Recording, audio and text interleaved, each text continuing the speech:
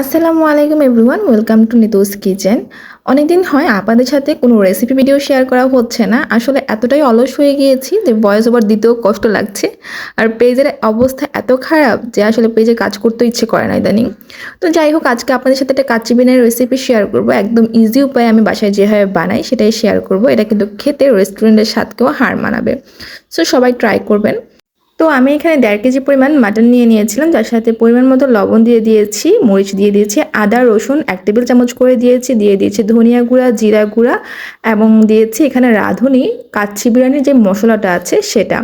আর দিয়ে দিয়েছি tomato sauce এবং লাস্টে যেটা দিয়েছি সেটা হচ্ছে সরিষার তেল। এই সরিষার তেলটা কিন্তু অবশ্যই ইউজ করবেন, এতে করে বিরিয়ানির স্বাদে অনেক তফাৎ আসে।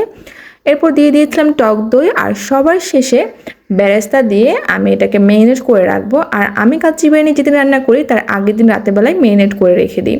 পরদিন জাস্ট এরকম কড়াইয়ে তেল দিয়ে তার সাথে আস্ত দারচিনি, এলাচ আর তেজপাতা দিয়ে মাংসগুলোকে ভালোভাবে কষিয়ে নিই। আপনারা চাইলে কষানো ছাড়াও রান্না করতে পারেন, বাট আমি রিস্ক নেই না, আমি পাকি বিরিয়ানি হিসেবে এটা রান্না করি।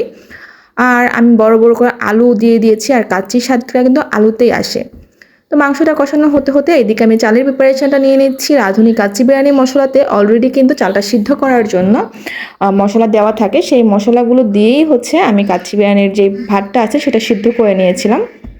এরপর জাস্ট যেই পাতিলে বসাবো সেই পাতিলে মাংসটা দিয়ে তার উপরে আলু বোখরা, তারপর হচ্ছে ঘি আর হচ্ছে গুঁড়া দুধ দিয়ে তারপর আমি চালগুলো লেয়ার বাই লেয়ার দিয়ে দিয়েছিলাম। আর এখানে আমি একটা মিক্সচার তৈরি করেছিলাম, সেটা হচ্ছে ঘি, দুধ আর হচ্ছে কাচ্চি বিরিয়ানির গুঁড়া মশলাটা।